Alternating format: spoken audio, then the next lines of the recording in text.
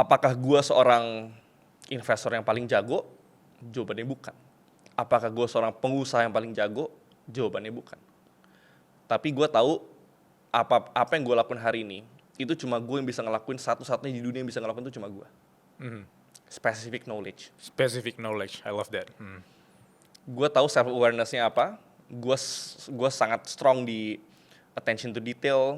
Gue punya photographic memory. Gue mudah untuk merangkum hal yang ribet jadi simple.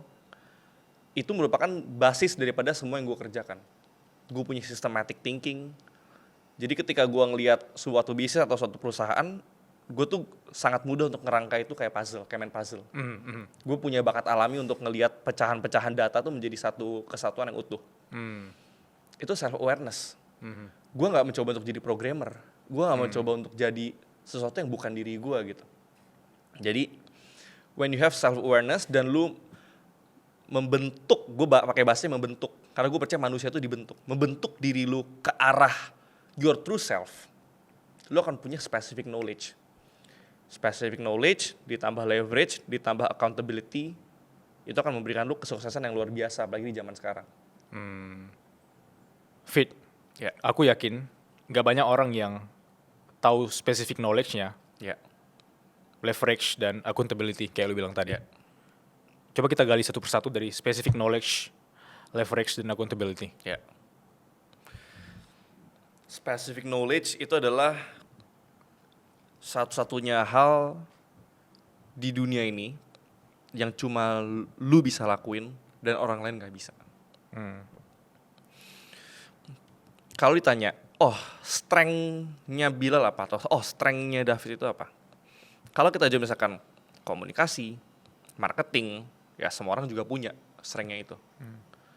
Tapi masing-masing orang tuh punya unique kind of skill set. Dimana skill setnya itu bener-bener random. Yang cuma dia yang punya. Contoh, Steve Jobs itu pernah belajar di kampusnya. Yang dia kan drop out dari kampusnya. Dia pernah belajar kaligrafi, tulisan. Dan itu menjadi dasar daripada fontnya Apple yang kita pakai sekarang. Oke, baru tahu. Ya. Itu specific knowledge. Cuma dia yang tahu. Jadi specific knowledge itu merupakan kumpulan daripada expertise, daripada semua yang kita pelajari seumur hidup. Yang mungkin terkesannya random. Contoh, gue dulu umur 16 tahun, tidur di pos satpam jam 2 pagi. Itu gue dapat satu specific knowledge. Making small talks. Making connections. Gue ngobrol sama Pak Satpam. Gue ngobrol sama tukang warteg. Gue ngobrol sama tukang parkir. Gue tahu gimana caranya doing small talks dan make deep connection dari small talks tersebut. Dari situ membukakan jalan gue ke konglomerat. Sekarang teman-teman gue anak-anak top 50 orang terkaya di Indonesia. Anak-anaknya orang-orang yang kalian lihat di Forbes, orang paling kaya.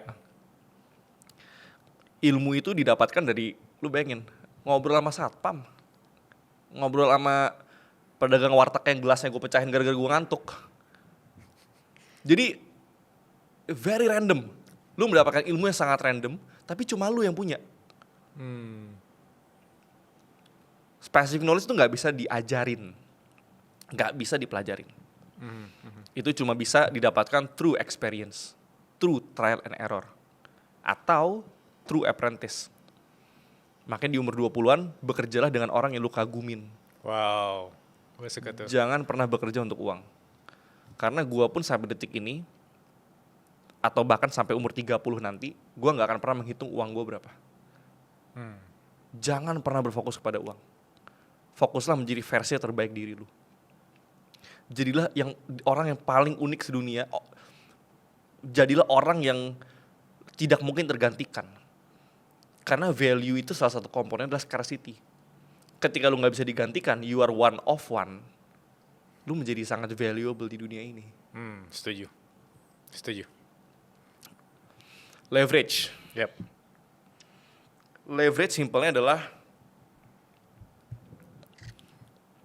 bagaimana merubah pertambahan jadi perkalian.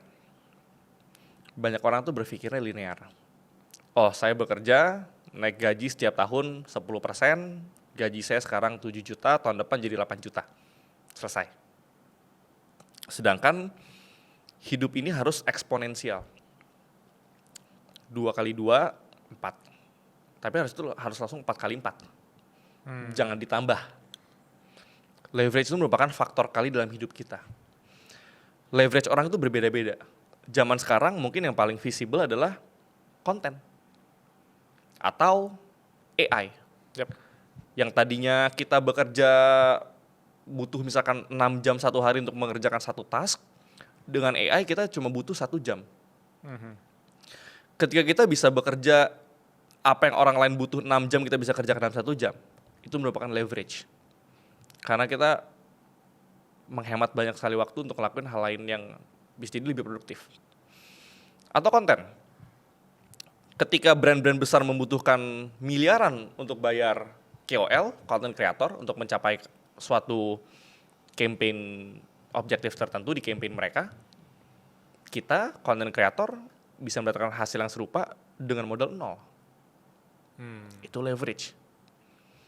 Jadi leverage itu bisa didapatkan melalui orang, kita punya karyawan, kita punya tim, kita bikin sistem, bisa juga melalui capital, kita punya uang, ya, kita bisa invest, kita bisa bikin project baru, kita bisa ambil resiko, atau juga bisa melalui media, which is sekarang yang paling mahal harganya adalah media.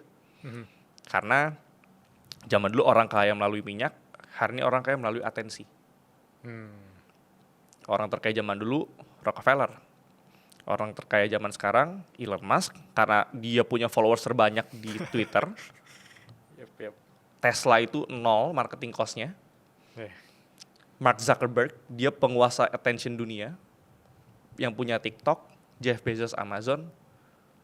Gue bisa sebutin semua orang terkaya nomor top 10, itu semua didapatkan uangnya dari atensi.